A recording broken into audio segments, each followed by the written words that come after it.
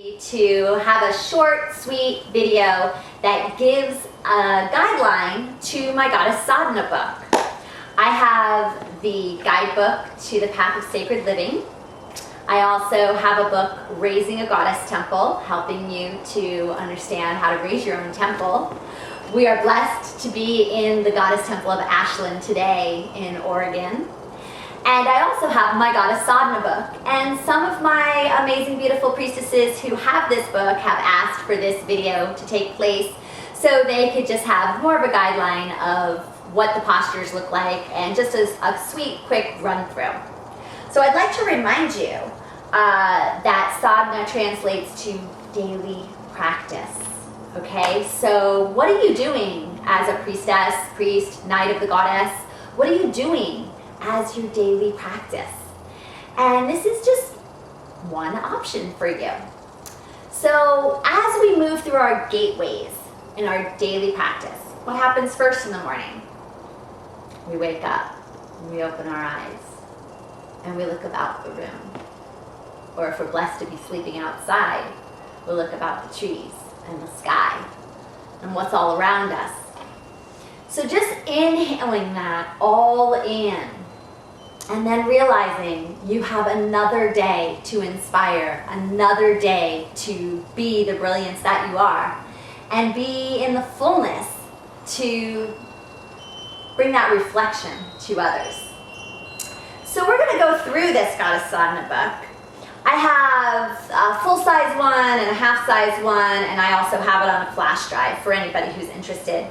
And you can get one through contacting me on goddesstempleashland.com. Loads of amazing information is on that site, and it's beautiful just to move through and see what's happening here at our amazing temple in Ashland, Oregon. All right, so as we go through the book, there's gateways. And the first gateway is about your optimum guidelines on starting sadhana for yourself. You want to do your best to really show up to the altar in a way that's so respectful. This is a tithe to yourself, to your heart, and to Goddess. So how would you arrive if one of your favorite goddesses showed up for tea in the morning? How would you come to Isis at the table? How would you meet the Magdalene? Or possibly the Christ? Or if Buddha came to connect with you, how would you present yourself?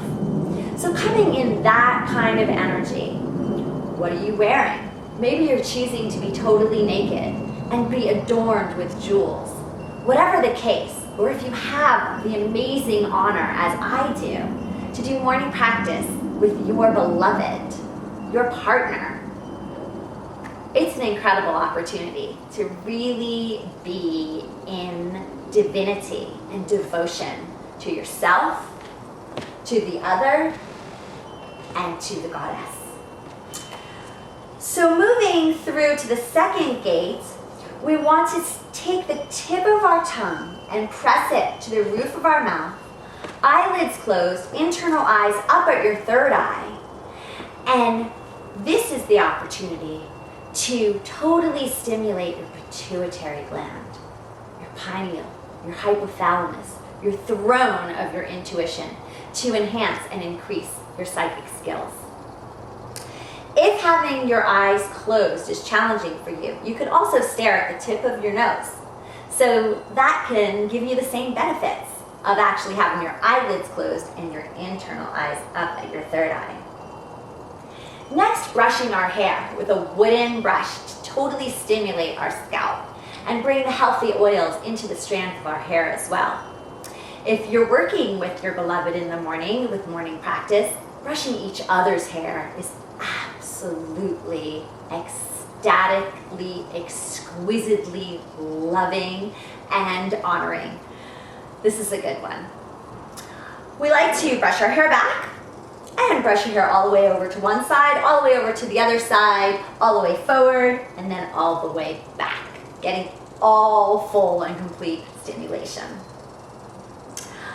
Going through to the fourth gate, we do our invocations. Invoking the power and the presence of the great Mother Goddess and the great Father God. This is a time to really tune in to the unseen in the room. You're also welcome to chant gods and goddesses that really resonate with you at this time.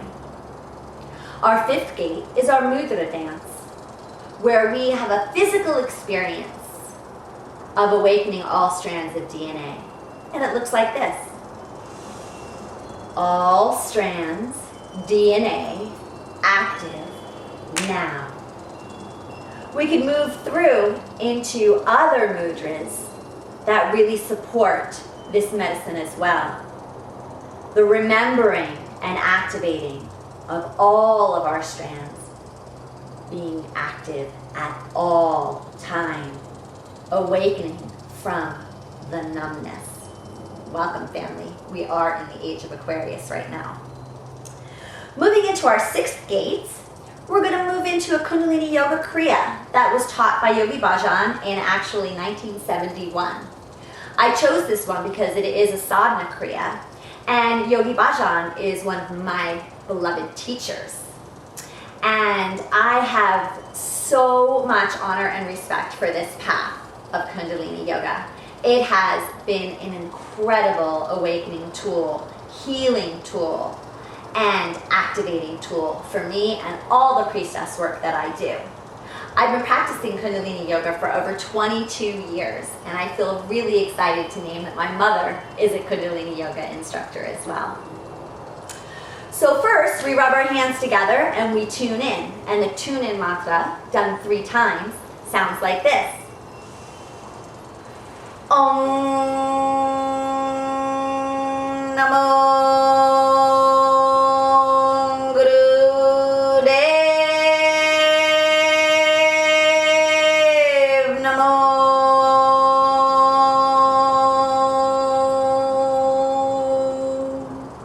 You do that 3 times.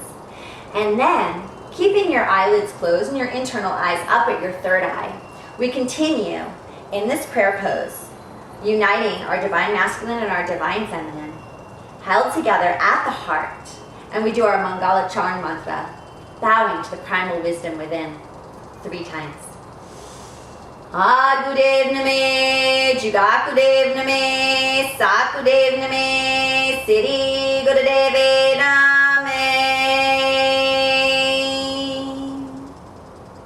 It's important that you give yourself some time to really let those sounds resonate and come fully into the space between your cells and your body. 2 breaths are used throughout this set, long, slow, deep breathing and breath of fire. I like to put my hand on my belly when I work with my students to let them remember and see what it feels like to breathe like when you were a baby, to get real, full, oxygenated, complete breaths. Inhaling through the nose, exhaling through the nose, unless otherwise asked to. So we inhale, push the belly out.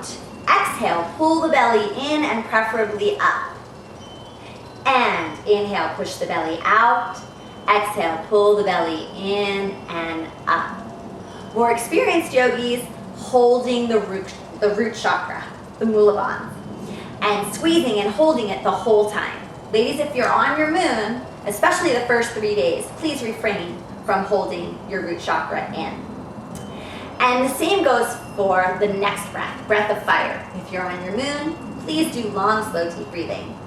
Breath of fire has the same concept of inhaling, pushing the belly out, exhaling, pulling the belly in, but it's sped up. Flaring the nostrils and having a sweet smile helps as well.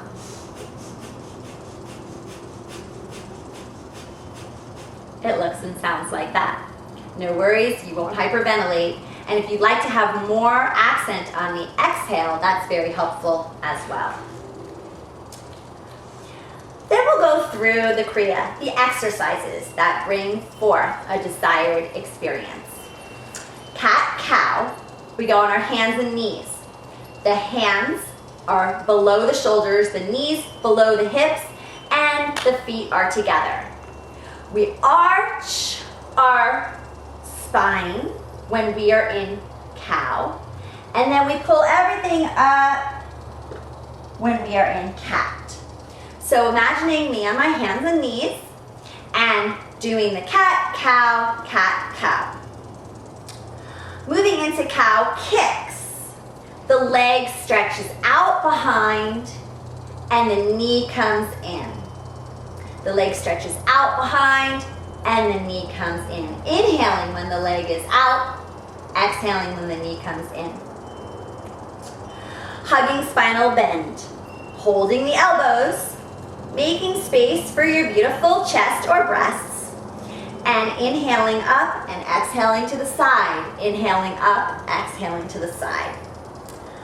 And spinal twist. We put our hands in Gyan Mudra, and the elbows are up, nice and strong. We inhale left, we exhale right. Inhale left, and exhale right. For the standing up front bend, standing up, we link our fingers together, spread the fingers wide, arms overhead, and we inhale, lifting our heart, exhale, and bring the body all the way forward. The life nerve straddle stretch is when we bring our legs out in front of us. We open them wide. And we inhale up, stretch down to one side. Inhale up, stretch down to the other side. The rest of the exercise is explained in the book. For butterfly, we put the soles of our feet together and we lift our knees really high up. We want a big range of movement. So inhale up, exhale down. Inhale up, exhale down. And then for the butterfly bow, we bow our forehead all the way over. For the pelvic lift, we lay on our back and we put our hands close to our ankles or hold our ankles. And we raise our hip up to the sky. And then we let them down slow. It's very important to do these exercises with sweet prayer and great intent. So inhaling as you're rising your pelvis up, exhale as you're descending, doing your best to do one vertebrae at a time. Then we move into the piston legs, remaining on your back. We shoot the legs out, inhale, exhale, inhale, exhale, inhale, exhale, pointed toes, and strong focus is really important. Then, after doing all these exercises, we want to do corpse pose. We want to relax and have some integration time. Relax down on your back. You could cover yourself for a moment, but this is not full Shavasana. This is not time to really go and travel. It's just a moment of relaxation for integration. Then pulling your knees in, you rock and roll up and down, up and down. So you could also massage your back.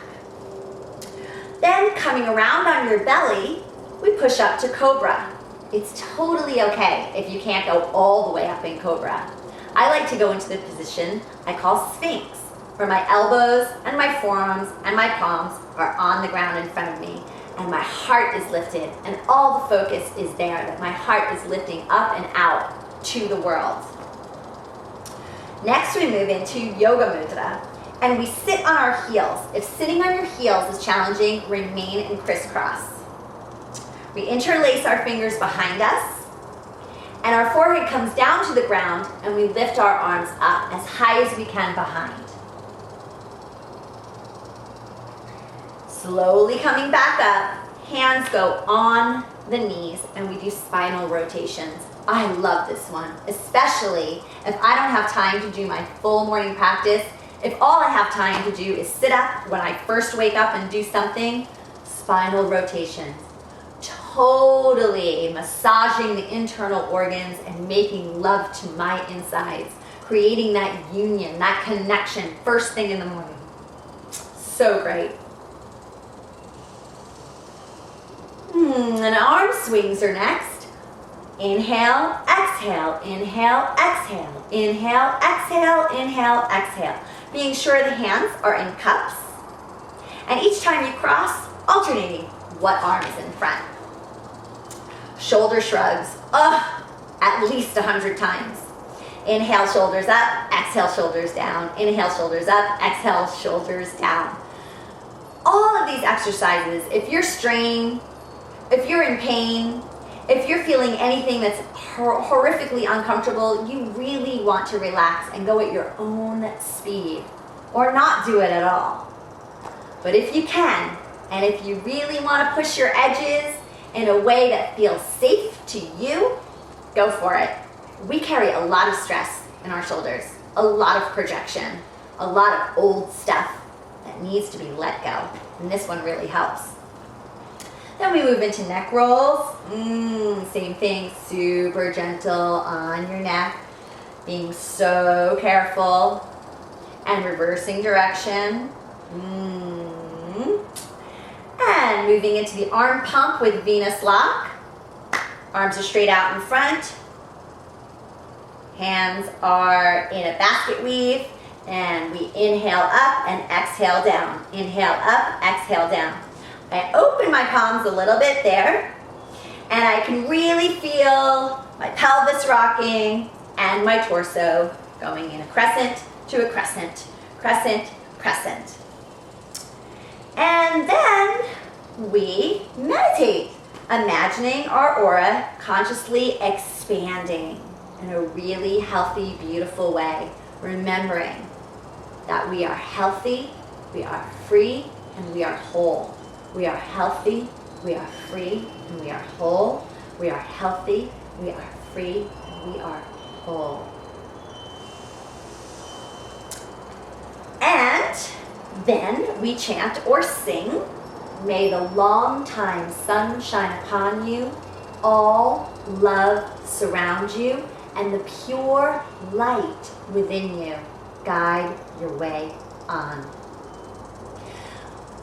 Putting our hands in prayer pose, we do it first internally and feel that love direct.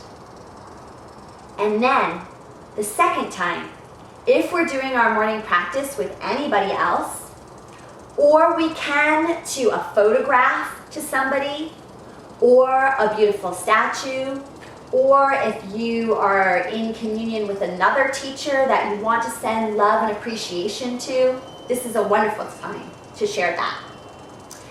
And then on the third one, reaching the arms out and sending it out to the world at large. Then bringing the hands back together and chanting Sadhana, truth is my identity.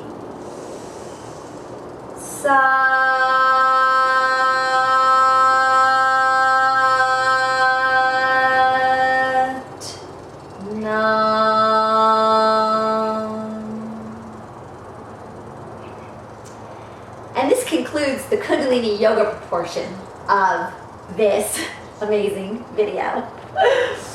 We also have some optional add-ins that are in your book. I suggest anybody out there who has the book to give me a call and we could do a Skype session. Anybody out there who is really wanting to purchase the book, please again go to goddesstempleashland.com and click Graell. And there will be all my offerings there. And there's another video as well that you might enjoy. I'm so grateful for your time, and I'm so grateful for this opportunity to spread the love and this path of sacred living, this way of the goddess. Blessed be.